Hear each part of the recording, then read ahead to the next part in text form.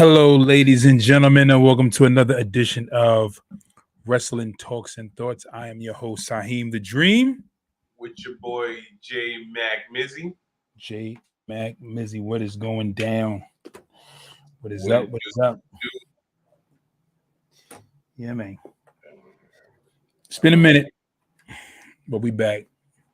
So you guys are joining us for another edition of Wrestling Talks and Thoughts. Some of you guys have caught some of the documentaries I did, some bios. You guys are catching us now live. Don't be afraid to drop a comment in the comment section below. Chime in, join in on the conversation as we begin to talk wrestling. I don't know why my camera looks so dark. It's weird. Sweet. All right. If you guys are joining us, yes, drop a comment in the comment section below. Hit the subscribe button. Give us a thumbs up. Give us a like and join in as we talk about some of these topics trending right now in wrestling. And let's get to it. There's a lot to discuss. I'm not sure if any of you guys have hit up any lives. More than likely, you probably did. But we definitely want to hear from you guys and want to know what you guys think about what's going on as far as wrestling is concerned. We have a lot now. CM Punk, Triple H, ALIESTER Black, Buddy Murphy, the whole establishment of AEW, and where is AEW headed concerning this time period as far as them losing or potentially losing their top star. But let's talk about it. CM Punk's departure in AEW. So right now it's been reported. The rumor mill is going on. Through the rumor mill, I should say, is that CM Punk apparently might be getting bought out of his contract. Tony Khan may be buying him out of his contract, especially concerning that whole backstage fiasco after it was it All Out or All In? All out. All Out, right? Yeah. So after the whole backstage fiasco that happened, CM Punk, he gets you guys all know the story. CM Punk, during a press conference after the pay-per-view of winning the AEW title, which he probably shouldn't have won, in my opinion, at all. It should have stayed on Hangman Page for a lot longer period of time. He's during the press conference, he begins to mention the EVPs, which are Chris Jericho, Matt Jackson, Nick Jackson, and Kenny Omega. I'm not sure if I'm quite sure that Cody Rhodes probably still has some kind of stock in the company, but he wasn't there. He's not there right now, so he's not an EVP at the moment, or at the time, or right now. He wouldn't be right now. So as far as the EVPs that are there now, that's what he was mentioning.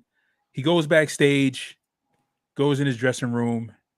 Matt and Nick, of course, hear him at the press conference, get wind of what was said, kick in his door to address him because, again, CM Punk opens a open challenge to whoever has a problem with what he said to come confront him and say it to his face. And that's what they did with Kenny Omega. A fight ensues. People get punched in the face. Somebody gets hit in the eye. Whole bunch of craziness happens. CM Punk reportedly throws the first punch, and everybody's suspended. And the crazy thing about it is that CM Punk was actually injured. He had a tricep injury after his match, so he had to go on leave anyway. This is his second major injury he's had after actually capturing the title. And he has to relinquish it anyway. He had to relinquish it anyway, or they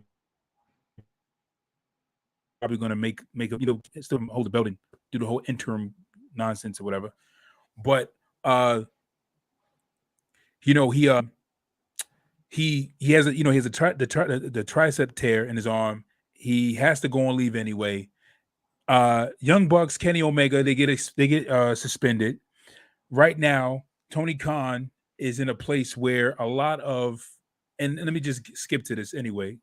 Tony Khan is in a place where a lot of officials or people who are in the higher ups are looking at the situation like, yo, CM Punk should be fired. A lot of pro wrestlers are saying CM Punk should be fired. He should be released from the company. Not just because of what was said during the press conference and how and what he said during the press conference, and Tony Khan just sitting in his EVPs, and just the way he did in front of his face which was kind of like unprofessional, because that could have been handled backstage. But just reports of CM Punk's toxic behavior. So a lot of wrestlers saying, like, be coming out and speaking up about CM Punk's toxic behavior. That he's very toxic. He's not social. He tends to be very opinionative, tends to be very combative. If you disagree with his opinion, he like being with him. He whines if things don't go his way, stuff like that. So there's a lot more I want to say, but I'll let you chime in. Right, so I have a question. Now it was said that Adam Page and FTR left the event early. Yeah. So if they were at this event during this whole melee, do you think that the three of them would have been like cooler heads, and this brawl would have never happened? Or do you think it would have been a situation where the fight would have been even bigger if those three were added into the mix? Well, it depends on if they have some kind of beef with CM Punk. Potentially. Well, we know Page does, because Page. I mean, Punk definitely said a lot of things about Adam Page, so I'm sure he definitely would have, felt the type of way if he was there, and he definitely would have confronted him. Right. But then we don't know Page. We don't know how he is, off camera as in real life. So then we're just speculating. Right. I mean, being honest about the situation, if CM Punk really had an issue with Page, he could have said it to his face. My thing is like, you have your feelings about, like, CM Punk, you have your feelings about, with CM Punk, he had his feelings about Adam Page, and he went out to the ring and went to business for himself, as what was said, and that was as what was seen. And then after he said what he said on the mic in front of everybody, because I think CM Punk's whole, point of view of the reason why he did what he did in front of everybody is because he wanted to blast Adam Page in front of everybody, like how Adam Page blasted him. But my thing is, Adam Page said it to his face. Right. CM Punk goes out there, goes into business for himself, says it while Page is not there. And then the thing about it is that what was said is that if Page would have, said something, or, even kind of like try to combat him concerning the situation, that it could have been, like, he could have got in trouble for it. He could have gotten in trouble for it from Tony Khan, and of course he would have, if he would have just went out there and went off script, he could have got fined or suspended or whatever. So Adam Page did the wise thing and just stayed in the back. And I guess if he ran into him, they were gone. Him, Adam Page and FTR had left the building at that point. So when CM Punk said what he said in the ring about Adam Page, he was like, he said blah blah blah blah blah. He said that's not cowboy shit, that's coward shit. When he cut that promo. Well, that was definitely off script, and they would. A lot of them were saying like, Punk did definitely go into business for himself, and it could have gone. Nobody knew he was going to go do that, and things like that. And I mean, and again, it goes to show, like, we always, say like how, Punk is bitter. He needs to, get over the whole WWE thing and stuff like that. But it also showed to, showed to the world that, he's bitter, but at the same time, it's just he's like a kid, like, unprofessional, super, like, whatever he feels. Whatever's on his mind, he says it. Definitely not at any time, and he just says it when he wants. Yeah. Which is never a good thing. But yeah, like you said, that definitely could have, been handled backstage or with a conversation like, yo, listen, I didn't like what you said or whatever like that, and just squash it, or when you go out there, It's more so like, so you have a conversation, backstage, and honestly, you know what it gives me? It gives me the end of WCW vibes when Mm. Hogan, Mm. said what he said and him and Vince Russo went back and forth in front of Yeah. the live audience, and it's just like, really, like, what the hell's going on? So Right. And that's the thing. Um, I was waiting because I don't like the I understand, like, time is always the best judge of situations. And you know you can have expectations for a person as to what you believe they can do potentially, mhm, and then as the situation plays out you begin to see how their potential comes into fruition or comes into play in those particular situations. And my thing concerning CM Punk is I'm still waiting because the verdict is still not in yet as far as what Tony Khan is going to do. And that's just a rumor. From what I heard was that more than likely, this is what I'm hearing, is that more than likely CM Punk will not be signing back with, I'm sorry, will not be continuing on with AEW, and he will be brought out of his contract. So a lot of you guys know that. which And you can't bring him back. I mean, it's too toxic. it's very toxic. And I just want to wait to see exactly what they do, because again, when you look at the situation, Tony Khan had a good situation without CM Punk, truth be told, right? It was an even better situation with CM Punk being added, because now you have a mega star, like in the likes of Hogan, the likes of Cena, The Rock, Austin, those kind of guys. And that was to enhance what the promotion already was. And now CM Punk he comes back, and in two major pivotal moments in his career in AEW, he's been injured, which is winning the title twice, and both times he's been injured. And having to, you know, still, like, it's like when he won the title the first time, he was injured, had to go on leave. And him winning the title again, he had to go on leave now. And then on top of going on leave, you get into this whole argument. You get into a backstage fight. You go into business for yourself twice. It made Tony Khan look soft. Very, Um, very much you so. know, it was quite. It made Tony Khan look soft. That was something that should have been handled backstage. In him voicing his opinion. I think Tony Khan wouldn't have been so frustrated had the fight not happened. I think he would have been able to deal with it and had a conversation. I'm like, listen, we can't have you doing that. We can't have you, insulting the EVPs or anybody that's considered a higher authority in this company. And though that was something that worked for him in WWE, him dropping that pipe bomb and saying what he said about Stephanie, him saying what he said about Stephanie, Triple H, and Vince McMahon, it worked at that moment because this is what was happening. And then, Vince McMahon, you know, the credit that, for the credit that Vince McMahon definitely deserves, he rewarded him. CM Punk ate some shit, because the Summer of Punk, wasn't as big as everybody thought it would be. It was actually CM Punk getting a runaround for the whole summer, but nonetheless, he got his title. He got the title back. And he went on to hold the belt for over a year. But anyway, to get to my point, is that what was done in WWE was done for a reason, that was done at a time it was needed. When he said what he said and you dropped the pipe bomb, it was needed at that moment. And this is my thing on these pipe bombs that professional wrestlers are doing. Like, that pipe bomb that was done during that time when CM Punk was in WWE, that was needed for that moment, because a lot of talent was being held down. They weren't being used properly. They weren't being booked and creative, properly. And it wasn't because of Stephanie. It wasn't because of Triple H, as we can see apparently, because these are the guys who are running Raw and SmackDown right now.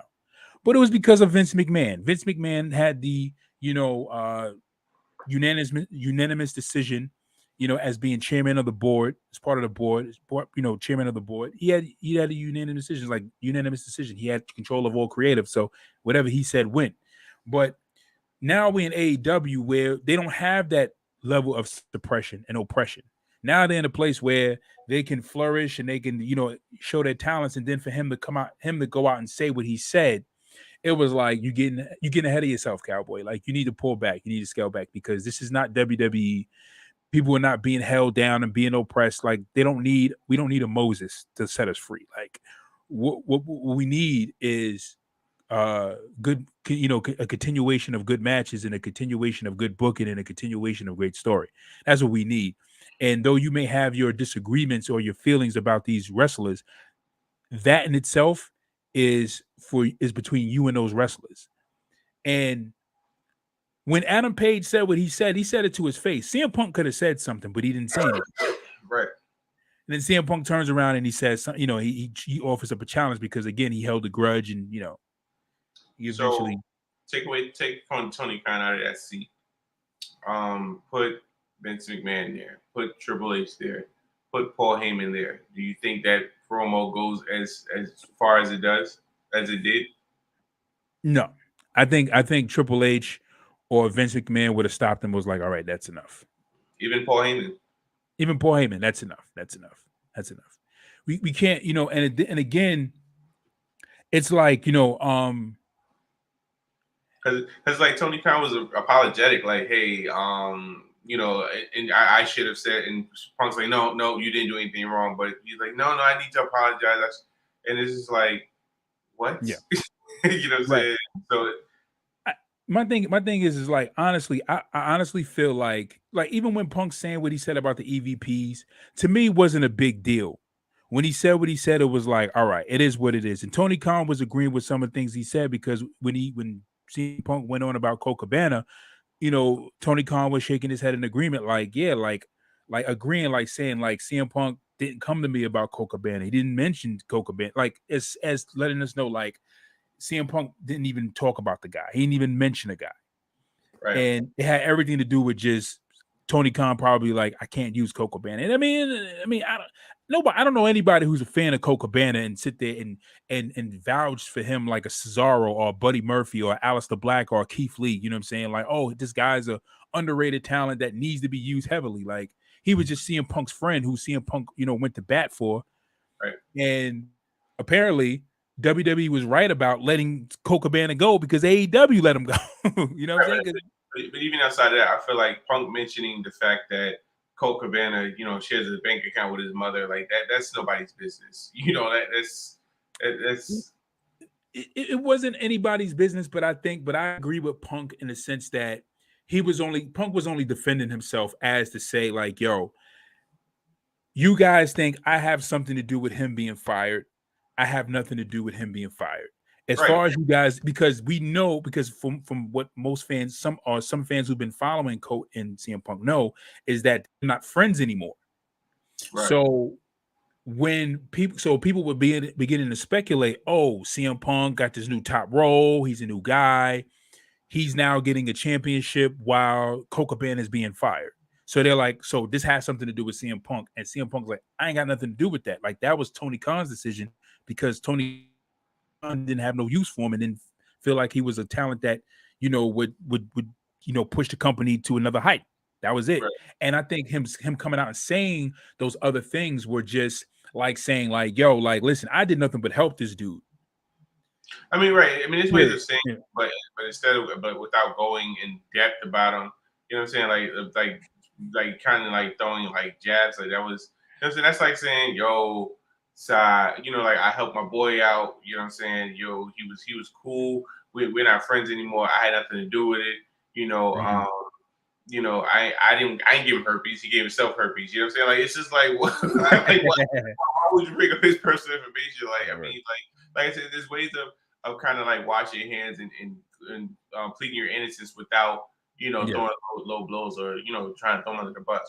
Right. Like, I just hooked him up with the girl. I didn't give him the herpes that he got from the girl. I just hooked him up, I mean, she had herpes, but, I tried to tell him. I think I'm cheating on his wife, you know what I'm saying? We were cool. Like, it was to the point I was covering for him. He was cheating on his wife. She called, and I answered the phone and said he was training, you know what I'm saying? But yet he was smashing chick. But, hey, I didn't make him do it, Right.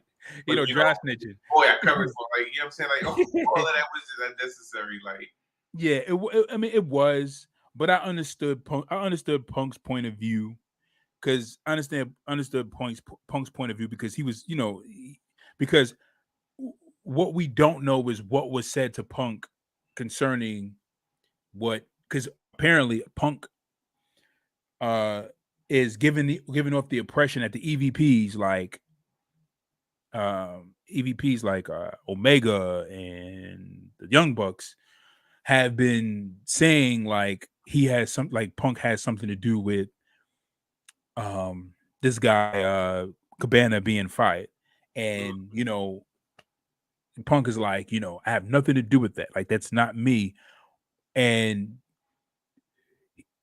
he's giving off the impression like they've been having some conversation with Colt Cabana, or something's been said to him from the EVPs, and he felt like he needed to go clear the air. But nonetheless, I do agree with the fact that that conversation should have been handled backstage.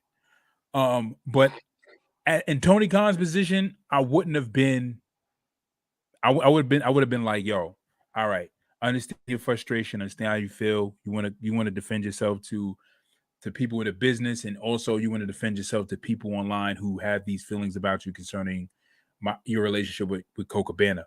But nonetheless, when it comes to those types of issues that you need to defend yourself about, when it gets too personal, that needs to stay backstage. Like anybody that's a higher ups, that needs to stay backstage. Like, some of these things. But I mean, I kind of would have said that. When he said what he said, honestly, that wasn't the thing that really bothered me. The thing that bothered me was the fight backstage. Mm-hmm. Because it's like you threw the first punch, you open the challenge, you threw the first punch, they have a fight backstage.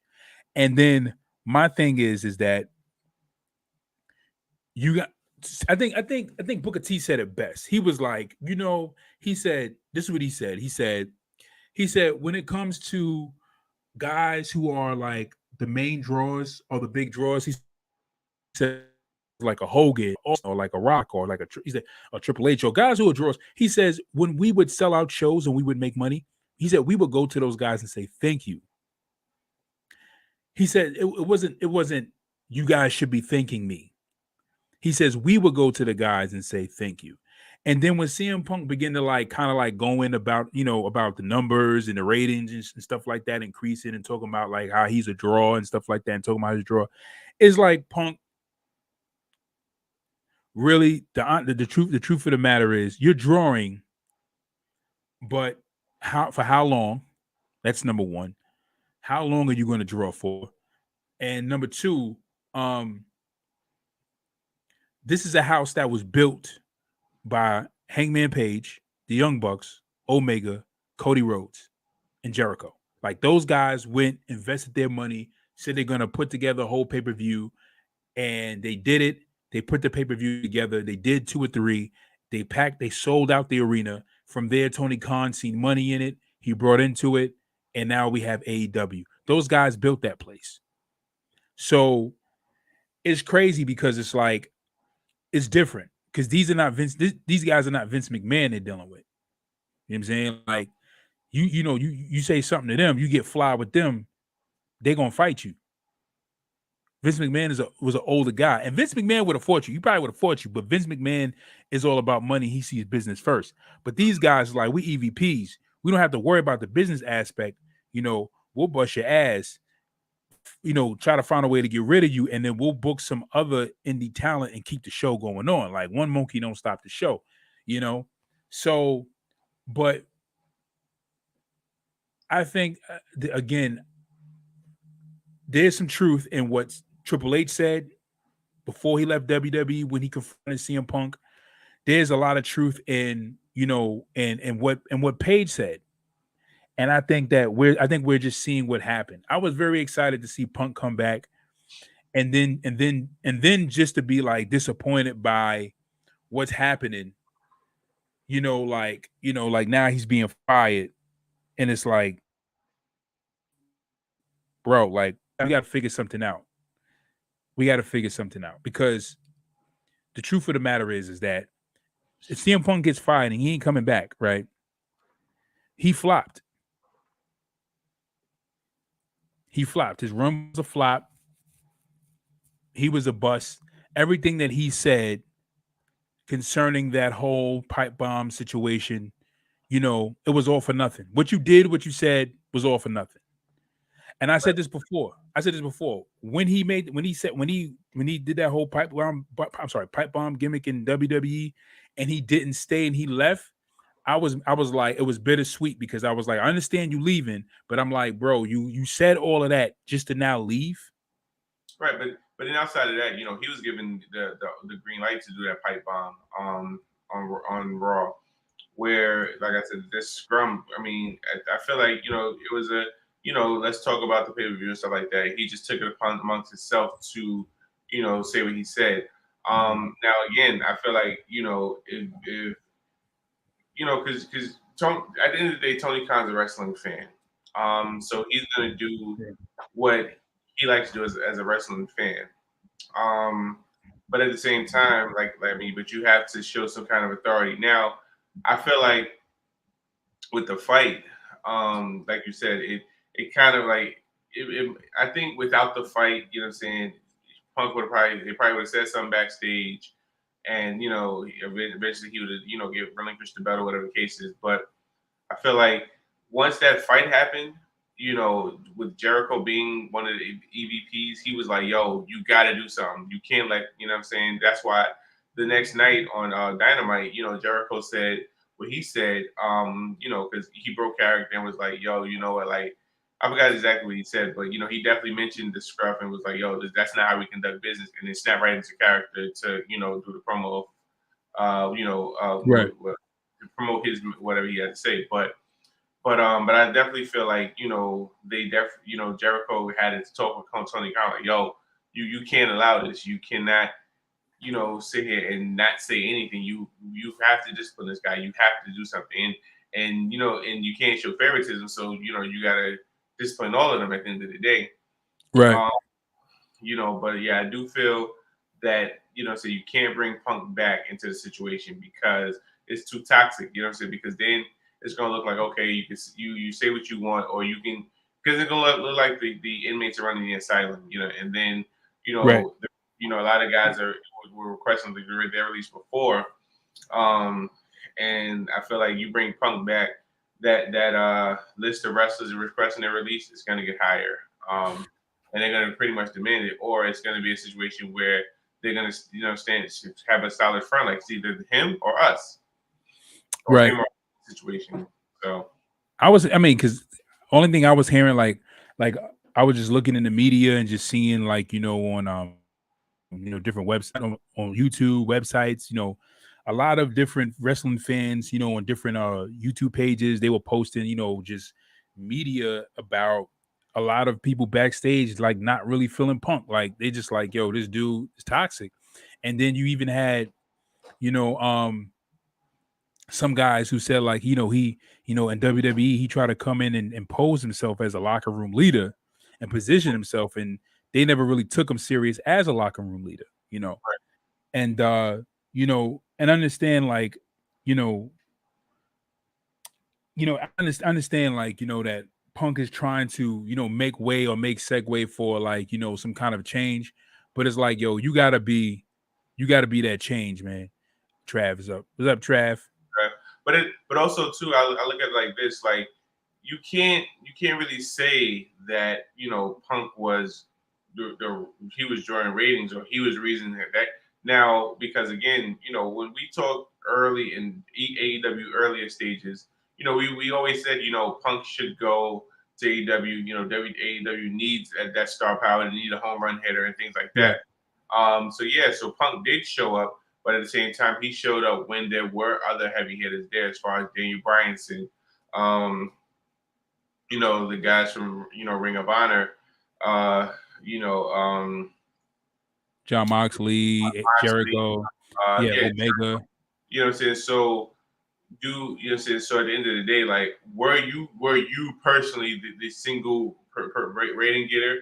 Because that's like me saying, okay, um, I'm at an NBA All Star game where I got some of the best talent in the world.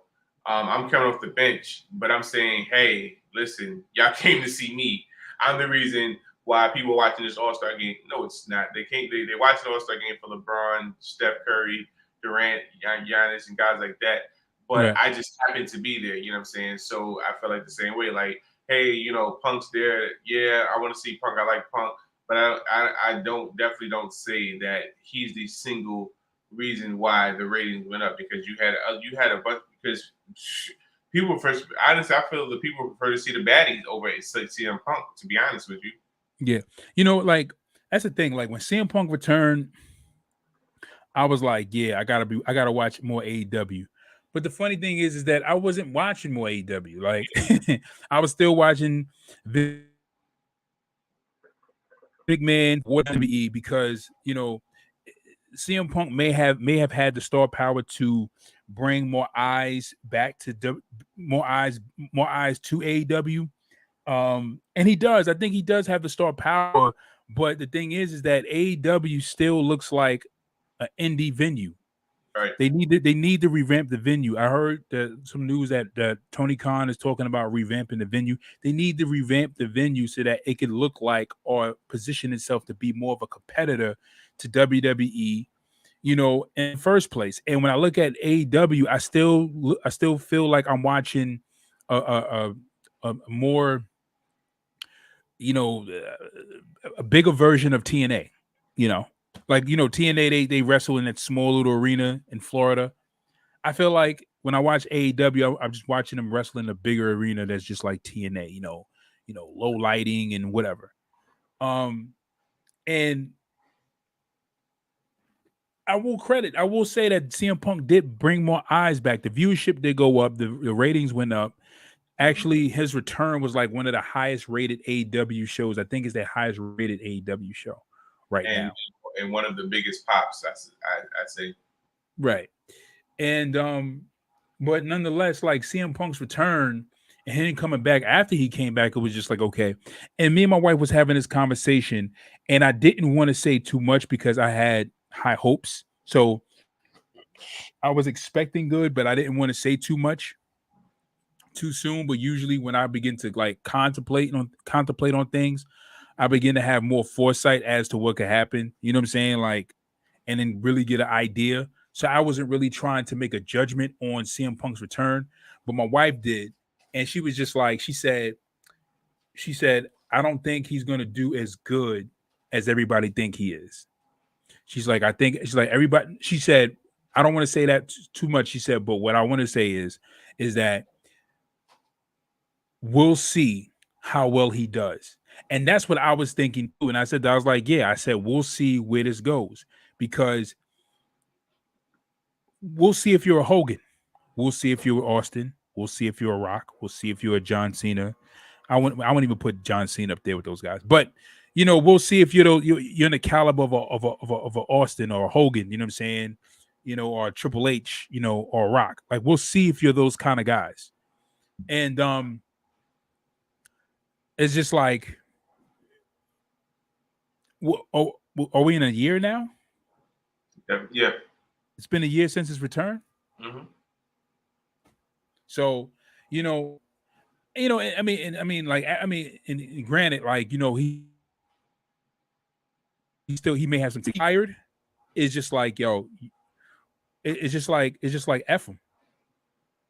If CM Punk's get fired, it's like like fuck him, like whatever. Like I don't like whatever, like We could you know, definitely like say his career is over. yeah, yeah, yeah, There's yeah, nowhere else to go. yeah, because he's not gonna go back with WWE. Not at He all. he doesn't have enough humility in himself to go and try to reconcile with Triple H. Even though Triple H would be the first person to probably extend a call to him and say, "Hey, let's talk." Now, before this situation, I would say that would have been more realistic. But Right. after this, again, Triple H always, mentioned how, Punk was toxic, and he was always in business for himself. And after pretty much he put it on Front Street for the whole world to see. You know what I'm saying? It's like I feel like a lot of guys in WWE, you know what I'm saying, would literally question Triple H if Triple H brought him in like, yo, why are you bringing him here? And the term "what's best for business" is not gonna cut it at all. Right. And I just hope that Tony Khan does not, yield to any manipulation that CM Punk may be trying to twist and turn, trying to twist and turn the narrative in his favor to make it seem like, oh, he's innocent and it's everybody else's fault but his, and and that was the thing. It was just like even when CM Punk was in WWE and he was riding high on, the whole pipe bomb wave.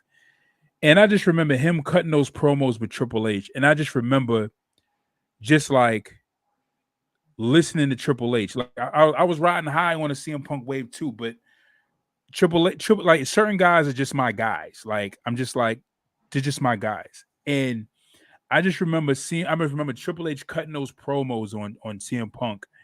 And I'm just like, just thinking like, It's like, because what Triple H was challenging him was time, resilience, integrity.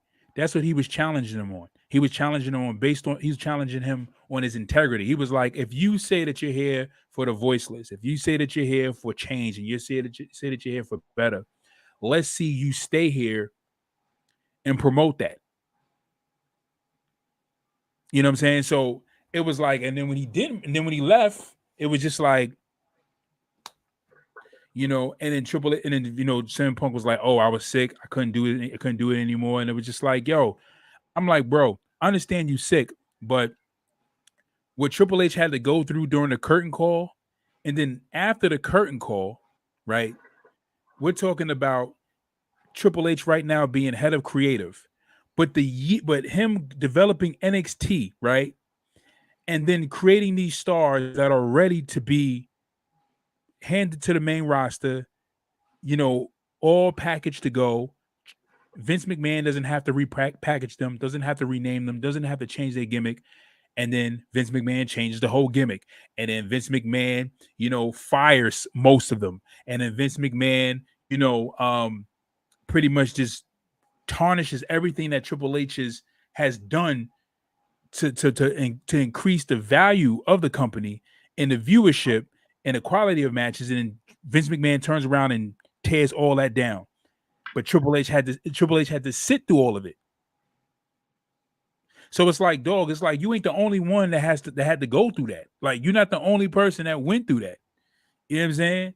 So it's crazy. It's just like, him saying what he says, but it's just like it's pretty much his career will be over, man. Like everybody who's like a hardcore CM Punk fan, like I'm a CM Punk fan, but he was one of my guys. But after this, is just like, I don't know, man. He was, I'm like, I don't know. But let's move on. How far are we? Yeah, we almost in the hour.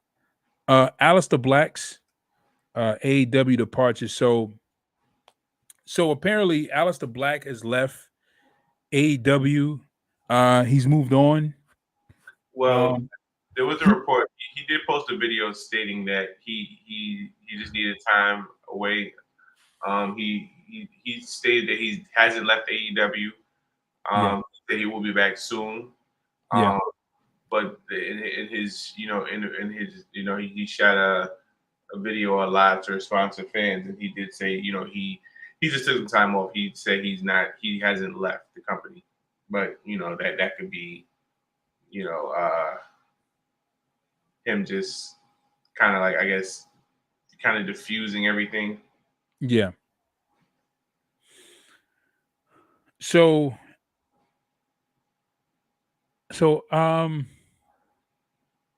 my question is because what I'm hearing is that he somebody was telling me, Ant was telling me that what he said was a lie. Like he doesn't really need time. Like he just did that to finesse his way out the contract so that he could try to sign with WWE because Triple H is in charge. In other words, that's not Ant's exact words, but what I gathered from the conversation was that he finessed his way out the contract, and then my mind went to like, well, the only reason why he would want to finesse his way out the contract is so that he could sign with WWE because Triple H is head of creative, because a lot of AEW guys are trying to jump ship and go over to WWE. Right, and so the report did come out later on that ALIESTER Black and Murphy were two of the guys that Triple H and Nick Khan did contact While I mean, obviously, it's still on the contract with AEW, but those are the two guys that Triple H and Nick did reach out to spark their interest to see would they be interested in coming back or re-signing with WWE. Yeah, I think that once their contract is up, they're going to resign. The other thing is that what Nick Khan did. I mean, not Nick Khan.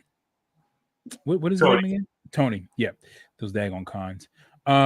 What Tony Khan did, Trav says he never left AEW. He took a break from the company. Yeah, and that's what was reported. That's what definitely was reported. But hopefully he goes back. Hopefully it's not a finesse. You know, somebody finessed their way out of a contract. There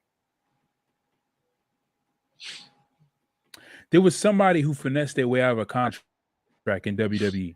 I think it was Jericho. Jericho finessed his way out of a contract. Hulk Hogan finessed his way out of it. Hulk Hogan wasn't finesse. Hulk Hogan was like, he said he wanted to take time. He said he wanted to, buy out of his contract, and he was retiring from wrestling. And then a year and a half later, or a few years, he gets approached by what's the guy name? Ted Turner. And they offered him millions of dollars, like millions of dollars. He couldn't turn. He was like, they offered me so much money, way more money than Vince McMahon. He was like, I'm taking it. And he took it. He said he would never compete with Vince, but he wound up doing it. So, but it wasn't a finesse at the time. He said, Trav says, I would love to see him back in WWE with Judgment Day as the new leader. I don't want to see him as a new leader. Truth be told, I like Finn, but Judgment Day doesn't have a leader, though. They don't have a leader. That was the thing. That's why Edge was kicked out. Edge was kicked out because Edge was like a leader or a mentor. And that's why they kicked out Edge. That's why Finn came and kicked him out, because it was like, we don't need a leader. We will lead ourselves as a group. There's no figurehead. Like, we are together. We work as one unit, which I like. I like that. I like the fact that there's like they're a group, but there's no like figurehead. Like, everybody's doing their thing and helping each other as a team to, like the Shield. Like, the Shield didn't have a leader. Like, they were a formidable group. But yeah, I think whatchamacallit, what's his name? Yeah. I don't, hopefully it's not, it might be a finesse. Who knows? Who knows? Because if ALIESTER pops back up in WWE, you'd be like, eh. But then Tony Khan would sue him. He would sue. You think Triple H going to pay that fine?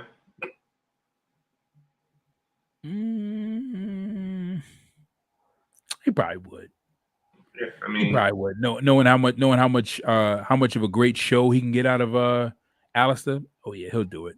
Oh yeah, and that was one of his guys anyway. So yeah. But we'll see. We'll see if he goes. It'll be great to see Al Black where he belongs. He belongs there, in my opinion. Triple H is rolling creative. Trav says, we will see. No, not if we will see. No, not if the agreed to the release, and if it's not in the contract. No, we'll see. We'll see if it's agreed to. We'll see if it's we'll see how everything will work out. Like, we'll see, because whatever his period is for rest. Well, this is the thing, right? When he was released out of the contract, right? There's a non-compete clause in his contract where he can't go and wrestle for WWE. If he does, he will get fined. He will get sued. Well, it depends. It depends on, like you said, like Travis said, it depends on what's in this contract, because there may not be a clause in this contract. That may be WWE's clause in the contract, but AEW can have. Right. No, but he does have a non-complete clause that he can't go to WWE to a major promotion. Yeah, he does. Yeah, he does. That I know for sure. I know that for sure. That's one of the reasons why Tony was like, okay, cool. But the non-complete clause, I think it's like for 6 months. I think it's like as long as WWE's is like a 6 months non-complete clause. And then within that time period, he can decide whether he went, like, after that period's up, him taking as long as time as he want to take, he can decide whether he wants to sign back with AEW or not. Yeah, WWE's is 90 days. Sometimes it's longer. Oh, no, most of the night, it's mostly Yeah, 90 days. yeah, who was? I'm trying to remember who this person was. There was somebody in WWE who wanted out of their contract. They got out of their contract, but they had a non-compete clause for about 3 to 6 months. I forgot Oh, who it was. It was somebody, and because at the time, when Vince was you know, involved in his shenanigans, and there were people who wanted to, be outed of they wanted to be outed of their contract, and he gave him he's like, all right, yeah, you can, yeah, all right, cool, I'll let you out of your contract, but the non-complete clause is in that contract, so you can't compete for like 6 months. And I think it's based upon uh how much time you have left in your contract as well. Like if you have a year left, he'll be like, all right, you can't compete for like a year, or you can't compete for like 6 months, something like that. He'll cut the time in half and be like, you can't compete for that long for any major promotion. But it's definitely there. okay. Triple H, creative role, his role as creative. Um, I know you guys have seen change in the whole promotion in WWE itself. Nelly, move. I know you guys have seen change in the promotion, and as far as what's been going on, and it has been definitely a heaven sent, a godsend, seeing a way better promotion for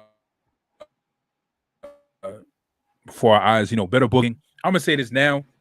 You guys better enjoy this time while Triple H is head of creative, because when somebody else, because God forbid something happens with his health, and he's not able to continue in that role, we don't know who else is going to go booking creative, and we hope that they are as good as what Triple H was ever able to produce. We are definitely in a new golden era. A lot of people have been trying to find a way to kind of really um, name this era. There hasn't been a name yet, but we are definitely in a brand new era, and AEW has their work cut out for them. I say that. I know they've been putting on great shows, because I know they said that All Out was really good. I didn't watch it at the time because I didn't, because I would prefer to see Hangman Page back with the belt. So when I knew Hangman Page wasn't getting the belt back, or he wasn't considered in that match, or considered for that role of heavyweight champion, then I was like, forget it. But I heard the rumor was concerning CM Punk was that they were going to have him drop the belt off to MJF. That was the plan. The plan was to have Punk hold on to the belt for a bit and then have him drop the belt to MJF. Which Run makes that sense. feud back. Trav says, I doubt Stephanie will let anyone come in and change what Triple H has done. I'm sure he will still be making calls from his bed if he's sick. Yeah, he probably would be. But of course you wouldn't. I don't think Stephanie would definitely let anybody. And the cool thing about that, even though you mentioned that, Trav, like the cool thing about with Triple H, the cool thing about that you mentioned, that Stephanie wouldn't allow anybody to come in and change what Triple H has established, is that Triple H kind of didn't change everything that Vince did. He just enhanced it. Like, Matt, Austin Theory still Money in the Bank champion. I mean, briefcase holder. Roman Reigns didn't drop the title. Bobby Lashley didn't lose the United States title. Walter didn't lose his titles. People who held on to their respected titles kept their titles, but their booking has been better. Bobby Lashley has been booked way better with Triple H than he has with Vince. Um, Roman has always been booked better than everybody. You know. Um, uh, who else? That feels is kind of happening, and it's happening, but we're not really noticing it. What was that? I feel like Triple H is kind of branching Ciampa and Miz away from each other, because if you think about it, so yeah, last week Ciampa was there, but this whole segment this week on Raw with what's his name, with Dexter Loomis, champ was nowhere to be found. So I feel like that's one thing that Triple H needs to. He's slowly trying to like branch him off. So Yeah. therefore, because again, Ciampa is his own guy. I mean, now will we see Triple H put him and Gargano back together? That remains to be seen. But I feel like you branch Ciampa off, you let him do his thing, have great matches as a singles competitor, not as Miz sidekick or what I'm saying. But yeah, he's definitely slowly. I mean, because some things he's doing slowly, but some things he's because especially look at Butch. You know what I'm saying? Like Butch went from wearing suspenders, slacks, and a t-shirt, sleeveless t-shirt, to now he's wearing he went back to his Pete Dunne gear. He didn't change his name, but he's like, all right, you change your gear back. You have your fighting style. You go back to wrestling like Pete Dunne, not this lunatic kid that has that temper tantrum in the store. Yeah, like a dog or rabies. Yeah, he's just like, so Butch is still kind of like antsy, but he's not as extra animated as he was, when he first was introduced under the Vince McMahon regime. Yeah. So like you said, Triple H is slowly. At first, he was just bringing all his guys back. Like, you let him go. All right, we need him back. We need that back. We need that. And so he's slowly, building his roster.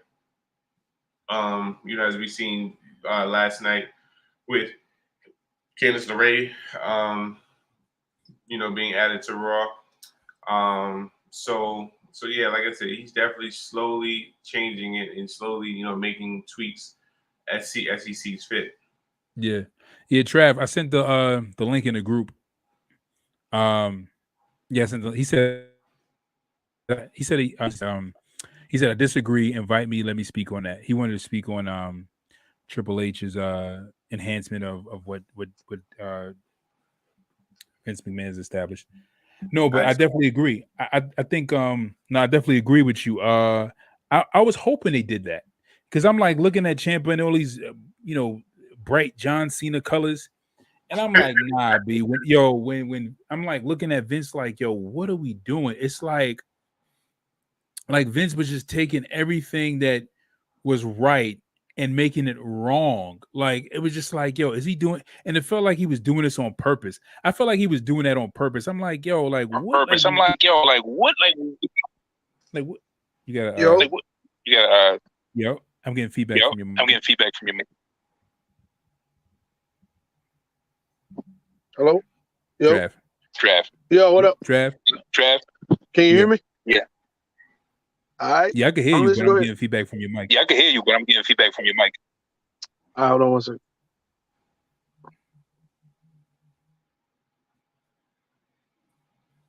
You probably like when I'm talking, you probably got to mute me. You probably got to mute the mic, and then when you talk, unmute it. Well, unless he has it to speaker, so. Yeah, unless you got something like that. You probably because I know you had headphones in. Like usually when we were talking before, you had your headphones in. Oh, he's probably doing it through the speaker in his phone.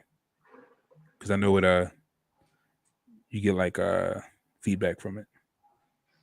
But yeah, man, like you had feedback. Yeah, you had Tommaso Ciampa. Go ahead. Tommaso Ciampa. I was looking at feedback from your mic. All right, so yeah, like you would have Tommaso Ciampa who would like he was coming out with like these bright colors, and I'm like, yo, what is Vince doing, yo? Like what is this guy doing? Like, just taking everything that was built and just making it opposite. But yeah, Triple H has definitely have been slowly but surely weaning Tommaso away from the Miz, and I've been waiting for that. Right. I've been waiting for that. I'm just waiting to see like, all right, but Triple H he's doing it slowly but surely. Like he's adding context to the story as to why this person, like why things are changed. He's adding context. Like he's just not like just stripping them away like Vince would do it. Vince would just change it on the fly.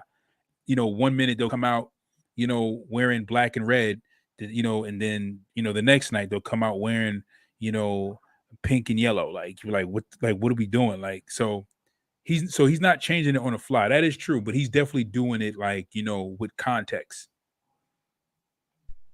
So I wanted to talk about can y'all hear me clearly? No? Yeah. Mhm. All right, so I wanted to talk about what you said earlier that Triple H is that you said he's not really changing it, or what did you say earlier, Si? He's with the talent, he's enhancing with like some of the things that Vince McMahon has put in place, like the things that Vince McMahon has put in place, he's enhanced. Most of it he's enhanced. So I kind of feel different about that, enhancing it, because enhancing it wouldn't have brought back a lot of the superstars that he did. Like, a lot of us was wondering why he cut Braun Strowman when he did. A lot of us was wondering why he cut Samoa Joe when he did, although Samoa Joe had been cleared by doctors. But y'all know how WWE doctors work. It's just like Paige. She's been cleared for the last year and a half, but given the fact of WWE doctors and Vince being in charge, they wouldn't allow those type of people to come back. So I don't say enhance. I'm saying what Vince has done with the company and the way he totally destroyed WWE. I would say enhance is an understatement. I would say what Triple H has done is he's done what's best for business. He's done what needed to be done, because let's be honest, why was Braun cut and not Omos? Omos should be in WWE. We know. Hold on a second. Let's talk about that real quick. So enhance is when you take something that's already established and make it better. Like I'm talking about the wrestlers that are on the roster that were there, not the ones that were cut. Like I understand, like those that were cut, kind of, I agree. Like I agree with you in this aspect that it can diminish the product. Like if you cut great wrestlers like Cesaro, Braun, Samoa Joe, like it does, decrease the value of the product. So I agree with you on that. But I'm just speaking on just the wrestlers that are like everything that Vince, like when Vince got taken out of the company and everything that was put into play while Vince was there before he left, like everything that's been there, Triple H kept in play, but he just made it better. Yeah, and I get that, but I want to say it's not enhanced because, let's be honest, as bad as Vince tore down the company, there was still a lot of life left into what he even tore down. So you think about, I would say yes, in a sense, Triple H has enhanced it, but in a sense, he also have created his own narrative, and he's took it in a different narrative than what Vince had in mind. Look at we could say, look at the, like you said, look at the Miz and Tommaso Ciampa. Basically what they did was they said, hey, look, either you're going to join Miz or we're going to throw you out. So he said, okay, I'll join Miz. You know what I mean? Because that wasn't like he was like, oh, okay, I want to be tag team partners with the Miz. That was Vince like, yo, either you're going to join Miz or we're going to put you on the back burner. And then like Edge, prime example, when Edge went to him and said, hey, I don't want to do this mysterious superhuman type stuff with Judgment Day, what did he do? He wrote him off, and Finn said, hey, I'll take the role, because Finn had been under the radar for a year or two. So I think enhancing is a good word, but I just think what Triple H has done now and what we've seen over the last month or two, it's been more so of an upgrade, and it's been more so of a change of narrative. Is that an enhancement? In a sense, it is an enhancement, but in a sense, I think it's changing the narrative, because honestly, let's just take the Judgment Day in particular. The Judgment Day, the storyline wasn't bad when Vince put it together, and even writing Edge out, it wasn't bad. But what Triple H has done, Triple H just took it and changed the narrative. He changed the narrative of the Judgment Day. But me and that if Vince was still in creative, that Vince would have not booked them as strong as they are now. Like Judgment Day, they beat up like Edge, like Edge had his match on I think it was, I forgot when it was, but when he had his match against I think it was like freaking the Archer dude, whatever his name is, and they had their match. I think it was like last Raw or the Raw before that. Damian Priest. Huh? Yeah, Damian Priest, right. And then after that Raw, like during that match, they got in the ring and they decimated Edge. Like Vince wouldn't have allowed that to happen. He wouldn't allow that to happen. And when Judgment Day was being booked before Vince left, it was almost like, the guys who were the heroes, they were just like, toppling over Judgment Day. Like Judgment Day wasn't being booked kind of strong. But now you see them as a legitimate threat. Like Triple H is adding more sense to it. Like, all right, if these four guys are getting together to form a group, and you have somebody like Finn Balor, and you have somebody in the likes of Damian Priest, who was a former, United States champion, these legitimate champions, and Rhea Ripley, who's a former women's champion, like they need to be a legitimate threat because they have some level of, expertise in order to be a legitimate threat. And it's like Vince was decreasing that value. Like Triple H is increasing that. Like but that's what I'm saying. Like if you're saying an upgrade is an enhancement, I think you agree with me, Trav. Yeah, no. I'm saying I agree with you in a sense. I'm not saying I disagree with the enhancement. I do feel like certain parts of WWE has enhanced, but I'm also saying that I feel like there's more of a narrative change than it is an enhancement. Like you said, like you said, Vince wouldn't allow Edge to go down the way he did because Vince always relied on the older wrestlers to keep the company afloat. Just like I was reading the other day, I don't know if I put it in the group, but I was reading how they're bringing Brock back, but they made him cut his beard, and they're bringing the Beast and Carnage back. They're not bringing Cowboy Dundee, Brock Lesnar back. You know what I mean? So that's why I said enhance it.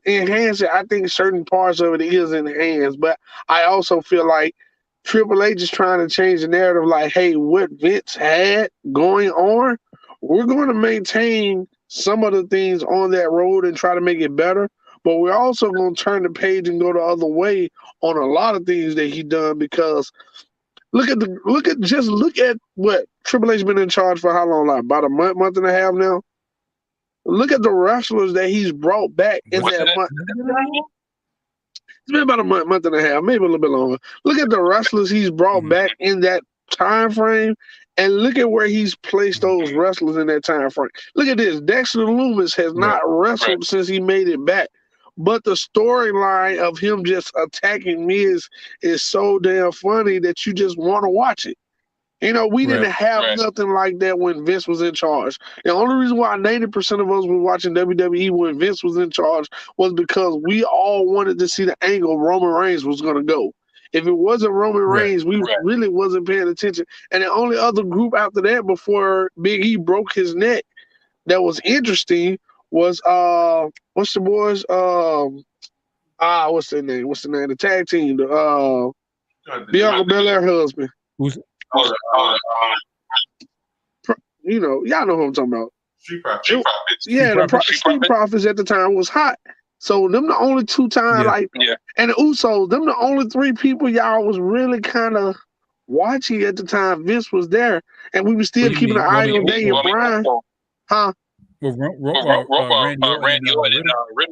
Yeah, those two, them two too. But we was all keeping an eye on just those particular groups. We wasn't watching the entire show to see what was next, who's next, how they gonna do this, how they gonna do that. Like outside of those groups and Bianca Belair, we really didn't care what happened next. You know what I mean? So that's why I say when you say enhancing, yes, certain parts of it was, but I think the narrative change is what Triple H is bringing to it. Because I think if you just enhance WWE, we're going to watch it, but we're not going to take into it like we should. I think the change in the narrative of that show is what Triple H has done, and he needs to continue to do. Because now I can sit down and literally watch a full show of Raw and SmackDown, and I don't feel like I've seen it before. Now the only thing that Triple H has done that I have hated, and I said this way before it happened, I did not want to see Dominic join Judgment Day. I didn't want to see that. We all saw it coming though, but I didn't want to see that because of the fact I felt like Dominic needed to create his own narrative outside of his dad and outside of Judgment Day because that kid got a lot of potential. But it's just having broke free of being in people's shadows. Now he in two other people's shadows, and at the time he was in his dad's shadow. If they let him break free by himself, he might do something great. But we'll never know because he's behind everybody every second. All right, so I want to before he actually does. Wait, hold on a second, Jay. I just want to say this before he does anything great, he needs to at least put on 10 pounds of muscle. That's number one. Something. Right. Facts. So, all right. So I want to touch base on two things. Yeah, Raw and SmackDown was kind of stale. When Vince, Vince's last, couple of days in charge, and with all the releases, even I was on record to say I'm about to start watching wrestling, because that's how frustrated I was with all this, like all the releases that made no sense. But I feel we outside of, like you said, Trevor, outside of Roman, and all the guys you did name, I think a lot of us true wrestling fans that watch NXT and watch a lot of, we wanted to see if, guys like Tommaso Ciampa, Shayna Baszler, people like that, we wanted to see if they were actually going to, do something, or Vince is gonna, wake up and be like, yo, let me do this with this person. It didn't happen, but we outside of those storylines, we still watch to say, all right, well, is it gonna happen? And when it don't happen, we're just like, all right, I guess. But as far as Dominic, I feel like I disagree. I feel he needed to join Judgment Day, so he can be groomed, because it's like even if he would have turned heel and been by himself, it would have given you Humberto Carrillo vibes. Like he's still the happy-go-lucky guy who is heel, but is still not believable. Like, for instance, Bayley, when Bayley first, started, he was this happy, cheerful girl with the inflatable balloons and smiling, a little ponytail to the side. And then she turned heel and people was like, oh, okay. But then you immediately put her with Sasha to be like, all right, now we're going to enhance you as a heel. So I feel, and even Dominic being in Judgment Day, he still does not believe he was a heel. Maybe it's too early. But I feel like that was the right move, because again, you can't, because okay, Dominic turns on Ray, but it's like, but Ray's obviously not going to fight Dominic, so it's like, all right, well, you turn him heel, and what Dominic's going to do? Just terrorize Ray by himself. You know what I'm saying? That's why you have Judgment Day with him. So therefore, if Ray can't hit Dominic, he can hit Priest, he can hit Finn Balor, but he's not going to hit his son. So that's why I feel like you kind of needed him to be in the Judgment Day, so therefore, Ray can have, release some kind of anger, because again, he's not gonna attack his son. I think when it comes to I was definitely opposed, Trav, I was definitely opposed to Dominic in Judgment Day, but when like I looked at it now, I like as he was transitioning into it, I realized, I was like, you know what, it was good for shock value, it was good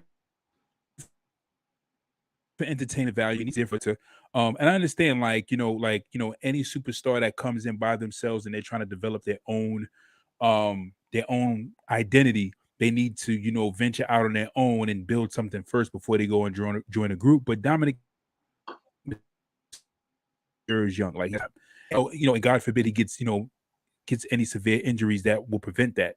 But him joining the Judgment Day, like it will bring him into a place of more comfortability on the mic, more comfortability in the ring, as to building his own identity as he would by himself. And it would help carry him a little bit more. Because people working in stables can either help you or hurt you, and depending upon the superstar, like how much charisma they have naturally on their own, that shows after the group disband, like, okay, all right, where's this guy gonna go? Like, did he learn something from being in that group that he can carry on his own into a singles career? So I think that helps, Dominic Mysterio in that aspect. And it makes him more watchable. Like, I didn't care about Dominic Mysterio. Never did. Still don't. I think I care a little bit more about him now that he's in the Judgment Day, especially how they're being booked. But as far as like, like going on to what you were saying about like the narrative, like, yeah, like I definitely agree with the narrative. Like, I feel like, again, that's why I feel like it's part of the whole enhancement thing. Like, Triple H has been booking everybody properly. Like Bobby Lashley being United States champion. We all know if Vince still would have been in head of creative, he would have eventually took that belt off of Lashley. As a matter of fact, I read an article not too long ago, and I was telling Jay about this earlier, that Vince was going to take the belt off of Gunther. Like, he just had the Intercontinental belt, and he was already like Gunther after he gave him the belt and everything, and things were kind of, and he was moving into his stride. Like, they said Vince was over him already. And I'm like, what are you talking? Like, yo, bro, like, the dude just settled into position, but it just goes to show you like how Vince should have been retired. But I'm gonna say this last thing.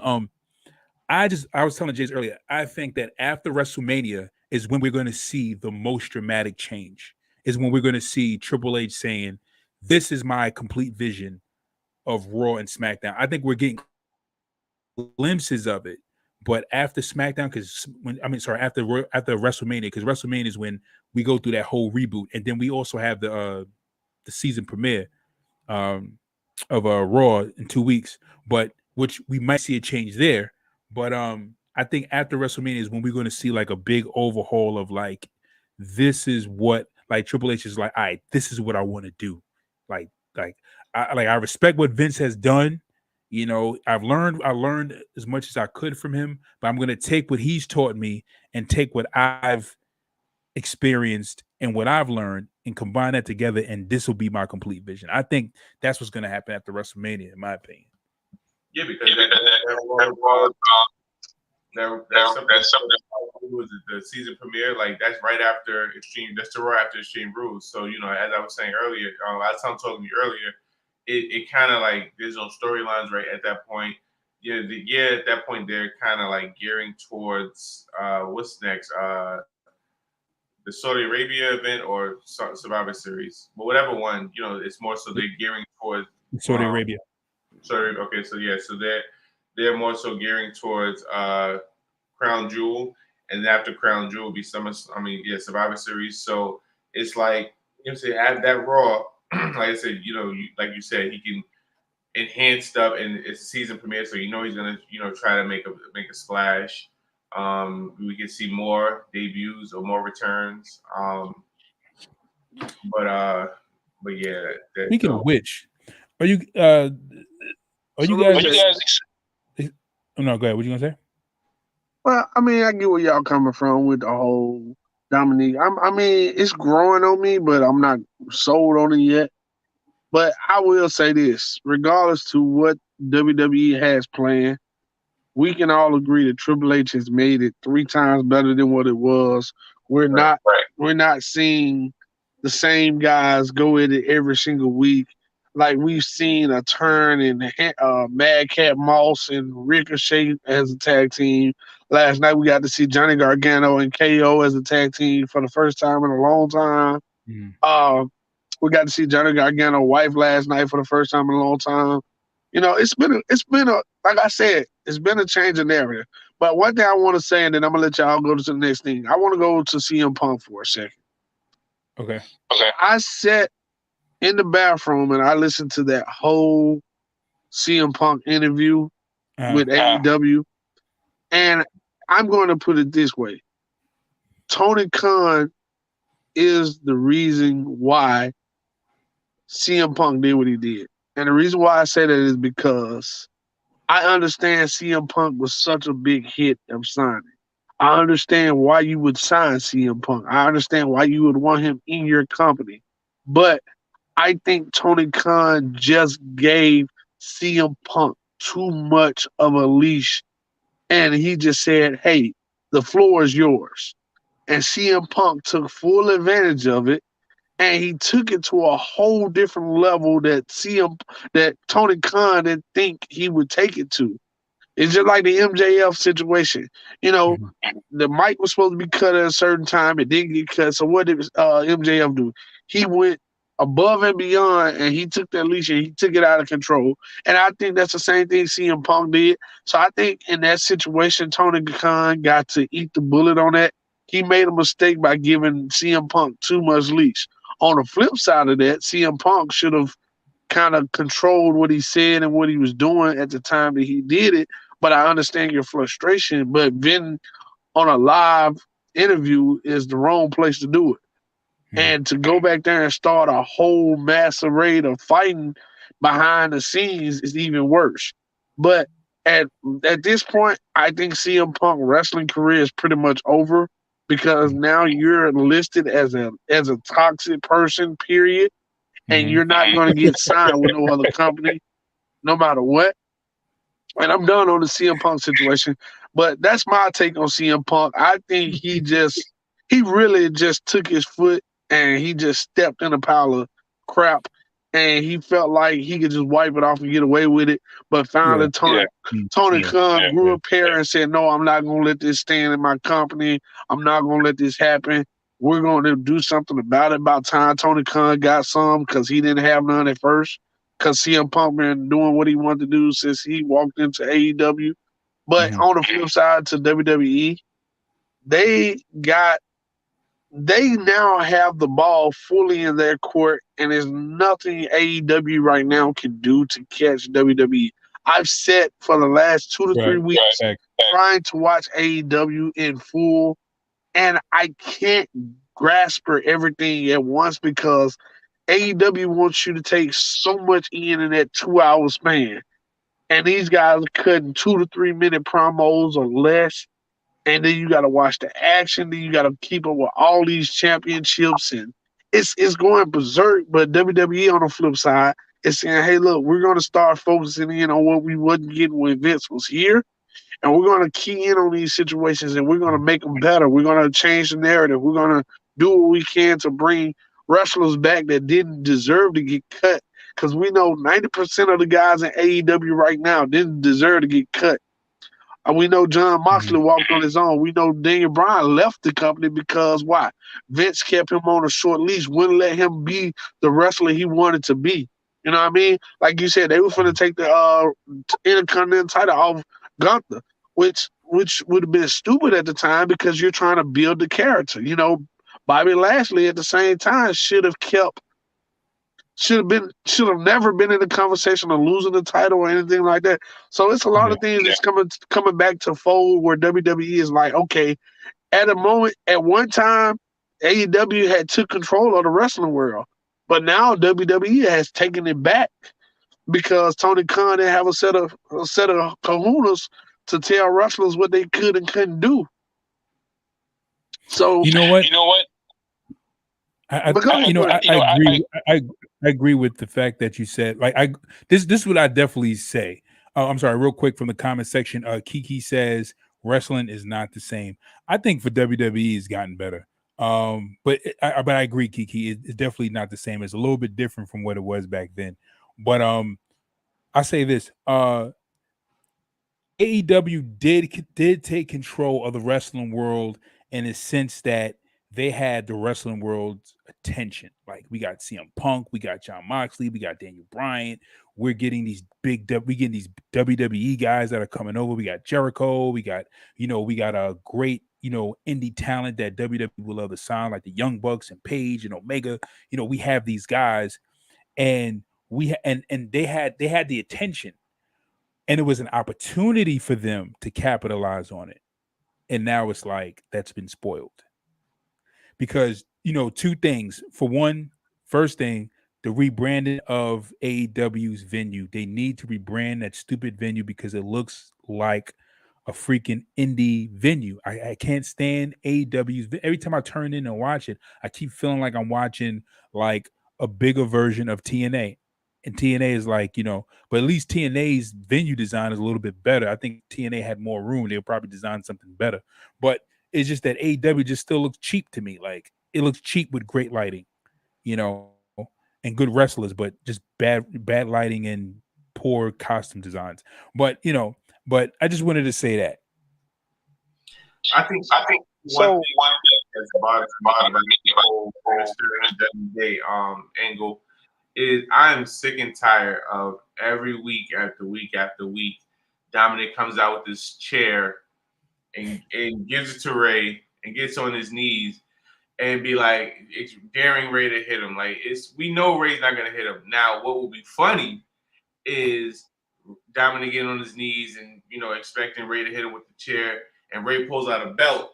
It was like, all right, get over here. You know what I'm saying? Like that would be funny.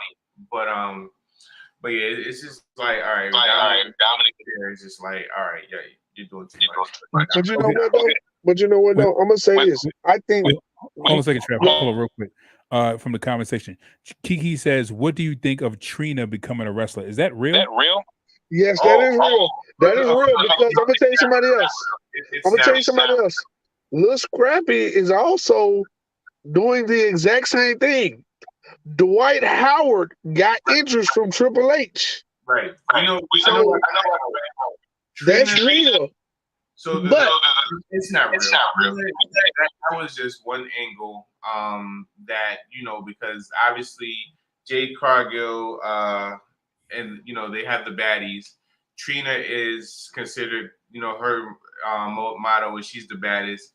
So it was more so a situation where, the baddies is confronted by the baddest, you know what I'm saying? And then on Dynamite, you go to Rampage on Friday and Trina looks old as hell. And she threw a fake punch. I feel like she should have practiced that punch before she but it like she kind of like mushed her down like an old lady. And you know what I'm saying? So she stood in the ring and was there with the baddies. But outside of that, yeah, I don't think we're gonna see Trina or that. But I'm gonna say this.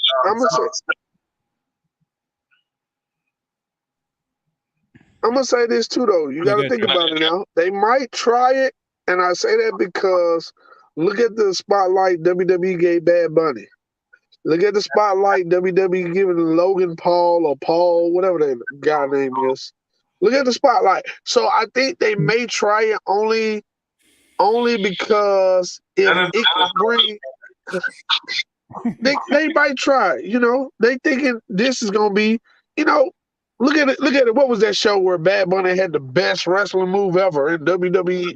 In the whole show, he had the best show throughout the whole dang pay-per-view. So, but Bad Bunny, Logan Paul trained. All these guys trained for their spot and stuff like that. AEW doesn't train these celebrities, for their spots. Look at Snoop.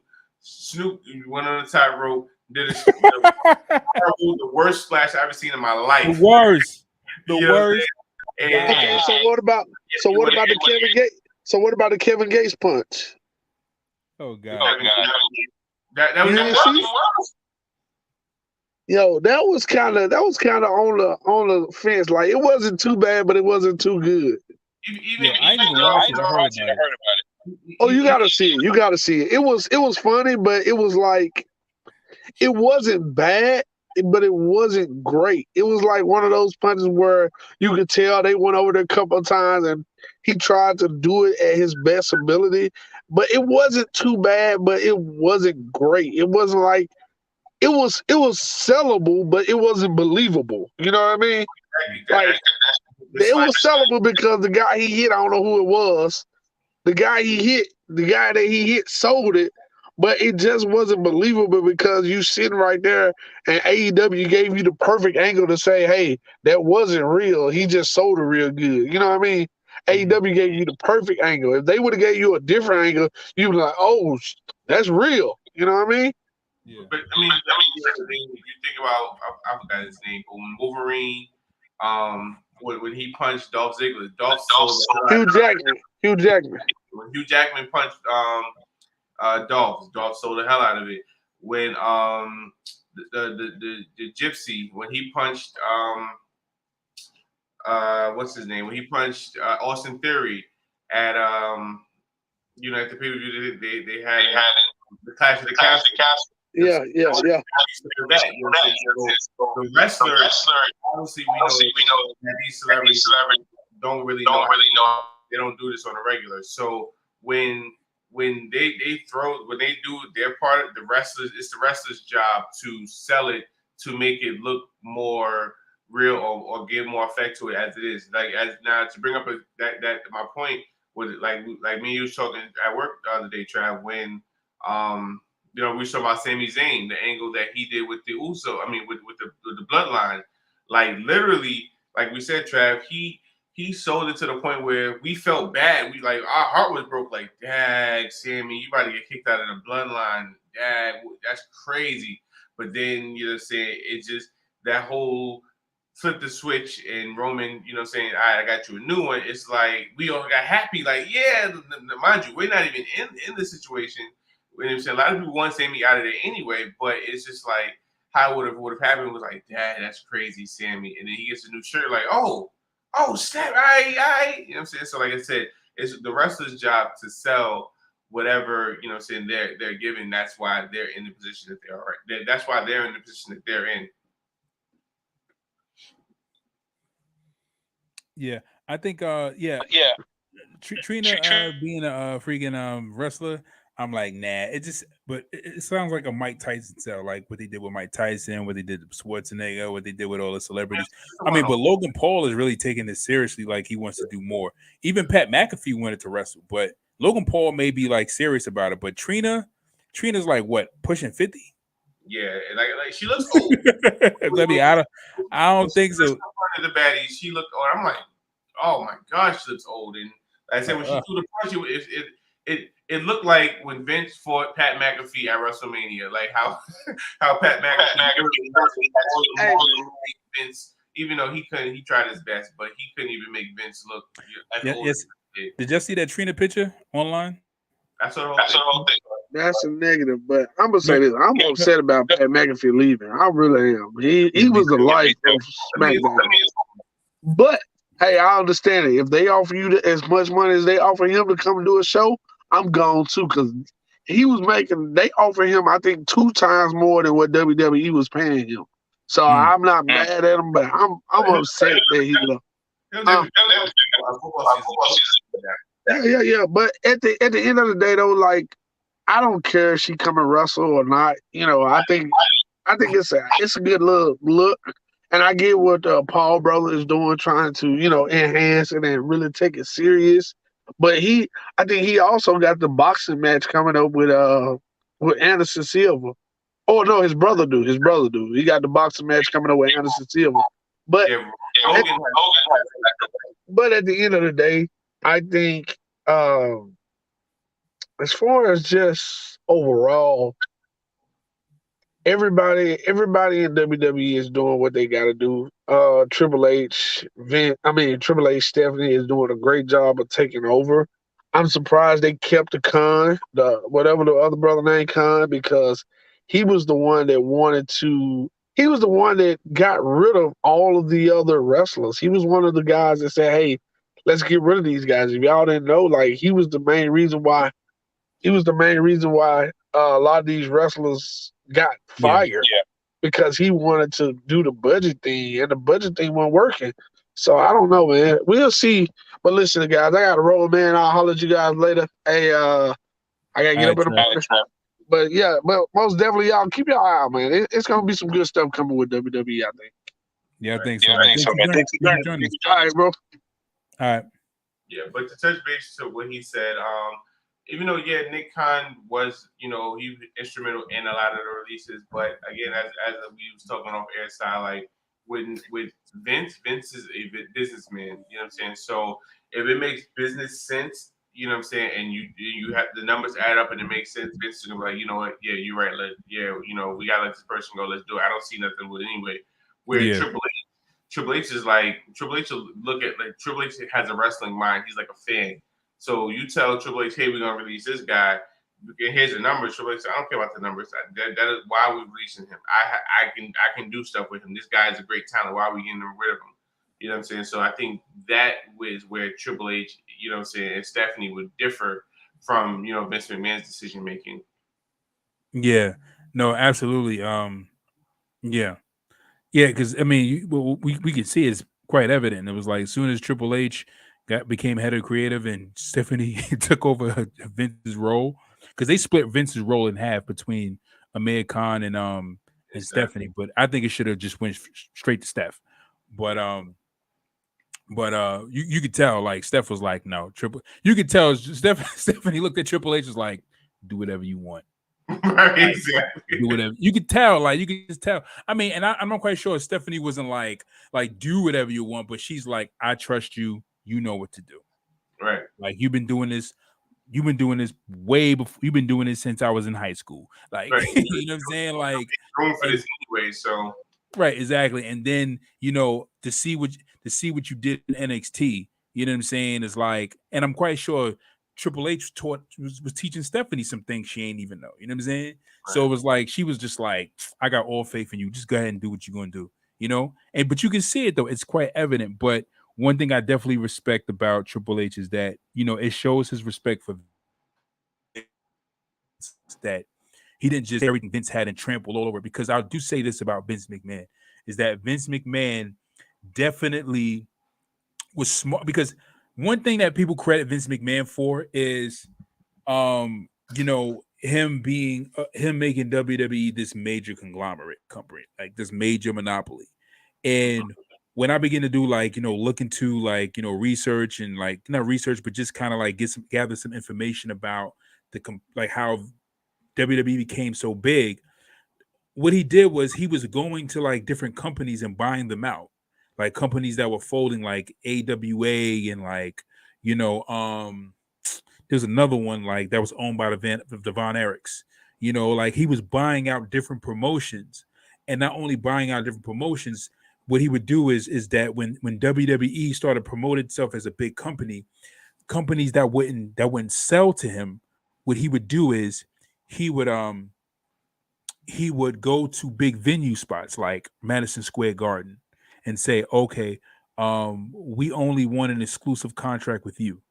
He would go to Staples Center in LA and be like, we only want an exclusive contract with you. When you take us on, can't take on no other, promotion down here. And that's what he was doing. That's why AEW can't perform in certain centers. They have to go to certain spots that didn't agree to that exclusivity. So Vince McMahon did that, which was what he did. He monopolized wrestling by buying out small promotions and signing exclusive contracts to other venues. And, but one thing I definitely would say about Vince is that Vince, the way he marketed Hogan, the way he made, the way he, produced wrestling and, sports and entertainment, and Vince did have a way about, making things pop, but it's just that, Vince's problem was tunnel vision. Vince couldn't multitask with multiple stars, like what Triple H is doing. It's like what they did in NXT and what we're seeing now, and what we're going to see more is like just because you have Roman as the main guy, it don't mean that all these other guys who are not in the spotlight can't have great stories or can't get that same level of attention and focus, or we can't build logical storylines to whereas people can, get an interest, because it's once Roman's storyline is over, or once the top guy's storyline is over, it's we need something else to keep our minds going, So, and I think what happened in the Attitude Era was that you had Austin, you had The Rock, and you had Triple H, and then you had Jericho, then you had Kurt Angle, and then you had Benoit, and you had these 6 superstars that if they were not competing against each other and they were competing against other people, they were entertaining enough to pull you into whatever storyline they were doing, and that's something that Vince didn't capitalize on at that moment. He didn't see that. But that's something that Triple H was able to see. It don't mean just because I'm not in the spotlight don't mean I gotta have a crappy storyline. Like, so, you know, we're going to see some major things. You want to say anything before we sign out? Nah, I mean, I was going to touch base on the Trina thing, but we talked about it already. So, I mean, if you want to talk about it a little bit before we bounce. Nah. Yeah, but Trina. Oh, but that you didn't see that picture of Trina online? Mm-mm. There's a old school. There's a picture somebody posted up, and I don't know who posted it up. It's an old school picture. Your girl, wow, son. That's all I got to say. She's like your girl. As a matter of fact, I'm gonna see if I can find it on Google, and I'm gonna send it to you in your messenger. You're gonna be like, wow. Okay. Yes. Yeah. This is before she like blew up. But anyway, we thank you guys for joining us for another edition of Wrestling Talks and Thoughts. If you guys are catching us live, don't forget to subscribe to the channel.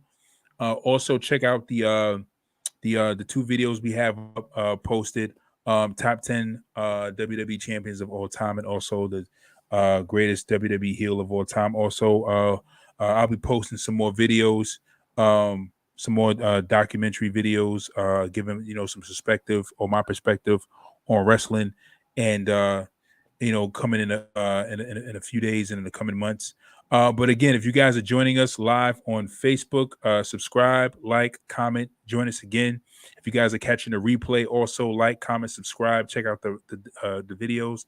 And also, you guys can hit us up on Facebook. We have a Wrestling Talks and Thoughts page where you guys can join in a group. You guys can post up, articles. You guys can join in the conversation with our wrestling fans alike and join in the conversation. Signing off, I'm your host, Saheem the Dream. It's your boy, J Mag Mizzle. And we'll see you guys later. Peace.